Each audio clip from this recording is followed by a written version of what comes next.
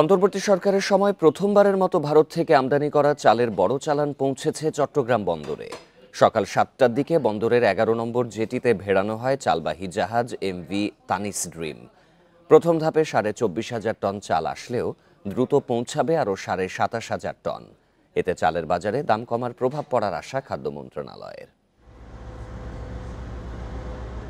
চলতি অর্থবছরে 6 lakh metric ton চাল আমদানির অনুমোদন দিয়েছে সরকার, যা ধাপে ধাপে আমদানি করা হবে।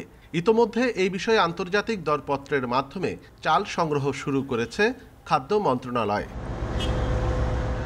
এই প্রেক্ষাপটে প্রথম ধাপে ভারতীয় প্রতিষ্ঠান থেকে কেনা হচ্ছে 52,500 মেট্রিক টন সিদ্ধ চাল, যার 24,500 মেট্রিক টন চট্টগ্রাম বন্দরে পৌঁছেছে বৃহস্পতিবার সকালে। খাদ্য মন্ত্রণালয় বলছে, ভারত থেকে চাল কেনা ও পরিবহন অধিকতর সাশ্রয়ী, তাই উন্মুক্ত দরপত্রে ভারতীয় প্রতিষ্ঠান থেকে চাল কেনার সিদ্ধান্ত হয়েছে। ভারত থেকে যে চালটা আসে সেটা একটু সাশ্রয়ী হয় আমাদের জন্য, যে কেউ অংশগ্রহণ করতে পারে দরপত্রে। আর জিটুজির বেসিসে যেটা আসে সেটা তো আমাদের যে সমস্ত দেশের সাথে এমইউ আছে, সাধারণত সেই সব দেশ থেকে কিন্তু সরকারি পর্যায়ে এই চালটা আমদানি করা হয়। গত 22 ডিসেম্বর ভারতের কাকিনাড়া বন্দর থেকে এই চাল বোঝাই করে জাহাজ এমভি তানিস ড্রিম। প্রতিদিন 3,000 মেট্রিক টন করে খালাস করার পরিকল্পনা রয়েছে। সেক্ষেত্রে এই ধাপে চাল খালাসের সময় লাগতে পারে অন্তত 8 থেকে 10 দিন। এই জাহাজটা আছে ইন্ডিয়ার কাকিনাড়া থেকে এবং এখানে 24,690 টন আছে।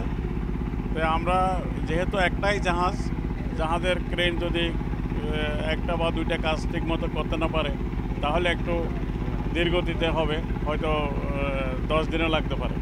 আগামী 10 থেকে 12 দিনের মধ্যে এই লটের বাকি চালও নিয়ে আসা হবে।